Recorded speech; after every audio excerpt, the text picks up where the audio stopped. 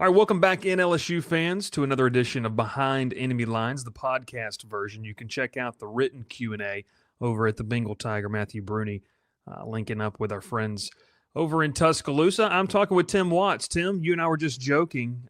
It's weird that we're talking about this game and there's not much more conversation surrounding it. It's more about a coaching change down here in Baton Rouge, and for Alabama, a team that's riding high after a nice run of wins and the latest playoff ranking that came out on Tuesday night. But Tim, we appreciate you hopping on, and I know you're a little empathetic for LSU fans and what they're Yeah. dealing with right now.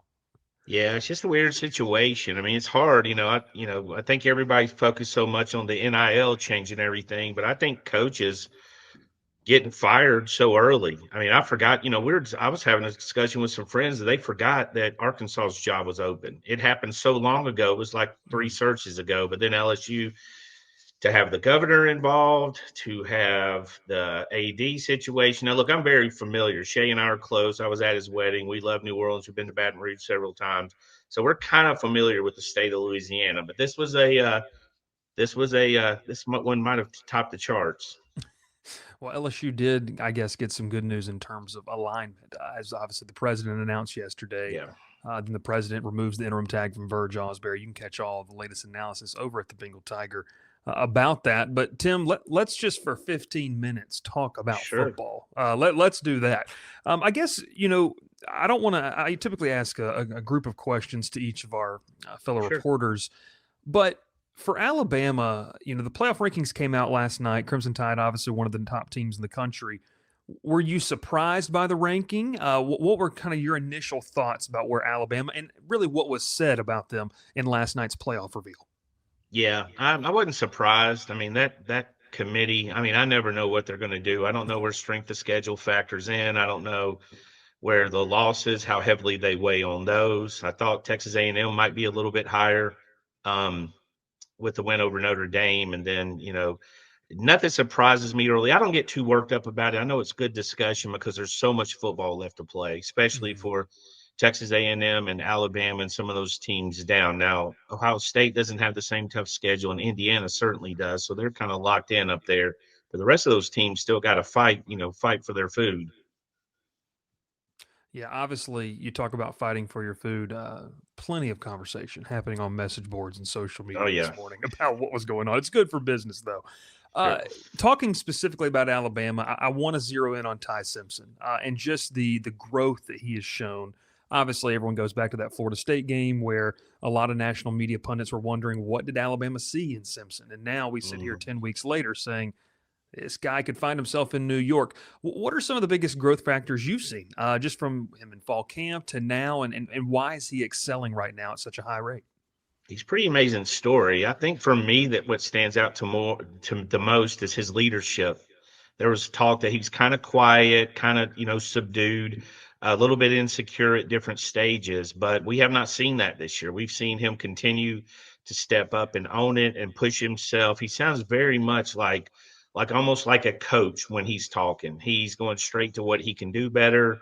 He doesn't seem to relish in. I mean, there's a lot of attention. You're talking about a guy that really had nobody talking about him until this year, and then you've got everybody national having an opinion on him. So he's had to handle that, and I think he's the kind of kid that has been able to. His dad's a college coach, which certainly helps. He was with Nick Saban for numbers of years, and he's got Nick Sheridan in his ear. He's got Kalen DeBoer and Ryan Grubb, so it's kind of a three-headed monster there working with the quarterback, and I think that's had an effect. But I think his maturity is the biggest thing, and he's shown a lot of clutch ability in the fourth quarter, ability to overcome adversity. South Carolina game was not his best game, struggled for Mhm. three quarters, but when they had to have him, he was there, whether it be a tough run or a big completion, he was able to step up there.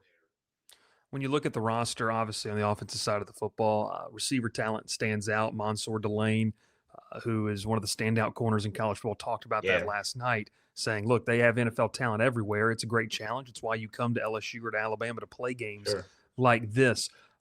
This offense coming out of the South Carolina game, what are some of the things you felt like, hey, they needed to hone in on? And when you look at this LSU defense that has had success against teams this year, Are there any worries, or how do you feel about that matchup, Alabama's offense No, against LSU's defense? no, I think it's always. I mean, LSU's in the discussion for DBU. I know that's a hot debate with Alabama, but LSU Corey Raymond's always did a good job while he was there. They've got talented guys, perhaps the best freshman in the country, and Mhm. at cornerback is out there. He does a great job, a lot of length, anticipation. He's mature for his age. So yeah, it's a good matchup. I think it helps Alabama. It's a good. It's very fortuitous that Lazir Brooks is expected back after missing last week, being in a walking boot, and Isaiah Horton is expected to play after being limited in South Carolina, because you're going to want all your bullets in a game like that, because LSU is going to try to heat up the quarterback. You're going to have to make quick decisions. And they do have talent. I don't think there's any doubt LSU has talent on this football team. And again, when you break it down, I've talked about this a lot the past, during the bye week, but they do have 3 losses. But it's the SEC. You're going to have teams with 3 losses. Tennessee has 3 losses, but Mhm. they were a really good team. It's not like you're out there losing, to Bethune Cookman.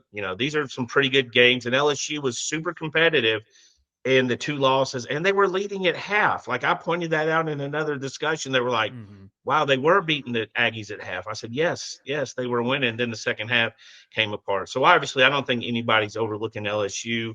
Um, and Frank Wilson will have them motivated, obviously. You bring up a great point. When we look across college football and the coaches that have been let go from their jobs, you look at those teams' records and it's like, hey, yeah, the season's dead. And look, LSU's playoff chances are really nowhere to be found. But like you mentioned, 3 losses to 3 teams that are pretty good in what they're doing. What's the temperature, I guess, from the Alabama fan base and maybe some of the media interviews you guys have done this week just about what they expect to see out of LSU? Maybe what's the expectation when LSU walks into that building on Saturday night? I really don't think there's any difference with Brian Kelly or not Brian Kelly, honestly. I Mm, think they're expecting a team that's got talent. It's a rivalry. It's one of my favorites. It always has been, going back and forth, playing at LSU at night. It's an unbelievable experience. We've seen great games in Tuscaloosa. This will be a night game. I don't think there's any, hey, this team can't compete or this team don't have a coach or any of that. I think they're saying we're playing LSU. They're a preseason top team, had a big win early on, have been very competitive. I think they understand that, especially coming off a bye week and having a chance. This game might have been a little different if Alabama had played last week and mhm. then walks into this and saw all the mess. But by now, everything's settled down. First week was obviously just, mayhem. And then it's kind of settled down into a normal routine for LSU. And I think Alabama, understands what they have to do, what they need to do. Wrote about it this morning. LSU trying to place an emphasis on physicality in practice, hoping that carries over as they look to reset that identity. Tim, when we talk about Alabama's defense, Frank Wilson with some complimentary remarks saying this is your typical Alabama defense, physical up front, athletic on the back end. What can you tell LSU fans that they should expect as it's a Tiger offense that has struggled? And when you look at this, I think that's where LSU fans are pretty nervous when they walk into Bryant Denny.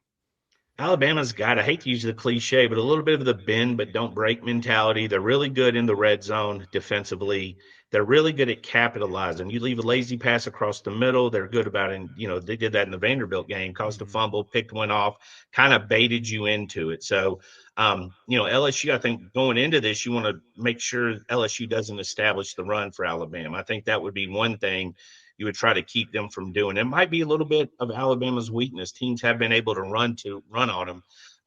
And with Alabama, you want to press. You want to get some, Nussmeyer will be the first. And I don't mean this in an insulting way, but he's really the first quarterback in a long time that's not a tuck it and run kind of guy. He's in the Yeah. pocket. He's going to stand, and that's not a slight. He's an NFL quarterback pocket guy. But everybody else they play, if you look, they've had guys that would pick it up and run in a heartbeat. So they're more going to be able to sit there. I think it's 5 teams in a row. Well, I don't know about Tennessee's quarterback, but 4 of the 5 are guys that could pick it up and put it down. So I think Alabama's going to have to just play base defense, bend not break, not give up big plays, not get gashed, and just keep the game in front of them is what I would expect them to do. But if they can get pressure off the edge, I think it increases their chances. But again, that's part of the chess match that we're excited to see. Tim, we all know the rosters by this point. Diehard fans know who to look for. But what's a player maybe on Alabama's defense and then offense, maybe one on each side of the ball that you feel like has to have a good game for Alabama to emerge victorious?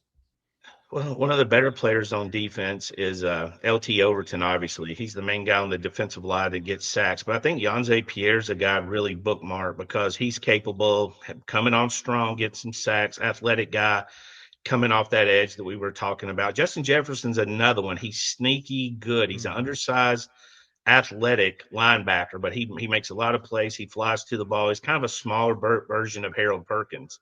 And I think a lot of Perkins, a very good athlete. So offensively, I think the one thing Bama wants to do is their tackles. They've given up a lot of pressure with edge speed rushes. I think they want to watch that. I think they're doing okay in the middle with their pass protection, but you don't want guys coming off the edge. And I imagine LSU Blake will try to heat them up a good bit and see what happens. If they can hold that, they can keep those guys, give them some time, they'll have more success. But if they're under pressure, it's going to be a little bit more difficult task.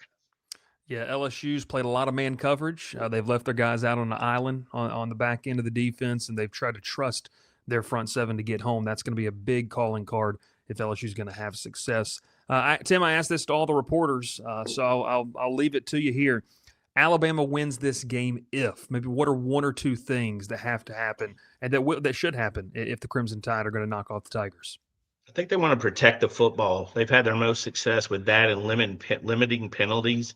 I think they kind of are what they are at this point. And again, the SEC, we see it every week. I mean, LSU certainly in the upper echelon, the SEC, but every week we see teams we think are the worst in the SEC challenging the best. So SEC Mhm.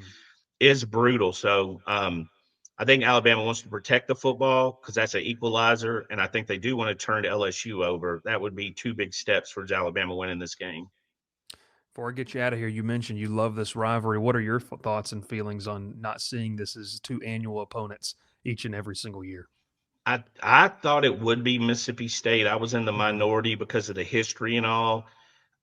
I'm torn on I do think when they do play, it'll be even more special. But it's going to be odd not to see it. I mean, this thing goes back to Saban at LSU. I mean, there's been so many memories of me growing up of this game. I mean, it's the theatrics of it, going back to the pictures. I didn't see the game, but Barry Bryant walking around in an Alabama helmet because they were throwing bottles at him. So this is back in the day where we didn't have plastic bottles. We had real ones. So you got all the way back. I mean, it's going to stink, but I do think when they get together, it's going to ramp it up that much more. But it is odd. I mean, the SEC, this is one of the richest traditions, and you've had so many head bumpings, especially ramped up when Nick Saban went to Alabama. Yeah. So you really had a lot of back, Ed Orgeron, Les Miles, some original characters they had. So there's just a few years ago, LSU had an unbelievable win with Jaden Daniels Mm. against Alabama. So been a weird series in some ways, but one I really enjoy. The thing that you notice the most is how much talent each team has. Yeah. You can go back to 2019, 2020. The level of talent that these guys has been always been amazing. It's one of those matchups that I think for a person like me, and maybe even for a person like you, Tim, it makes you fall in love with the sport because it's one of those Yeah. that means a lot when you sit down in front of the TV. Whether it's that 3:30 SEC on CBS kickoff, or we get the ABC one on Saturday night. Tim Watts does a fantastic job. He's got a great team. Before we get you out of here, if LSU fans or the Alabama fans that come across this show, if they want to tune in more to this matchup and get both sides, where can they find you and your team?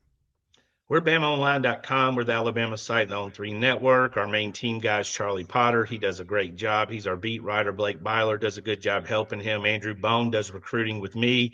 But we also chip in and discuss the team. I mean, we're Alabama fans. We like to discuss. You only get 12 of these, right? You only Mm. get 12 games. So I try to enjoy every single one of them. I'm not going to have these in February. So we like to discuss it. We like to have fun. I know LSU fans very passionate fan base as well. I know they're having some good times discussing it. Yeah, it's going to be a fun one. Excited to be in Tuscaloosa this weekend, Tim. We appreciate the time and hope we get to watch a fun matchup between two teams on Saturday night. All right. Good luck. Thanks, Bryce.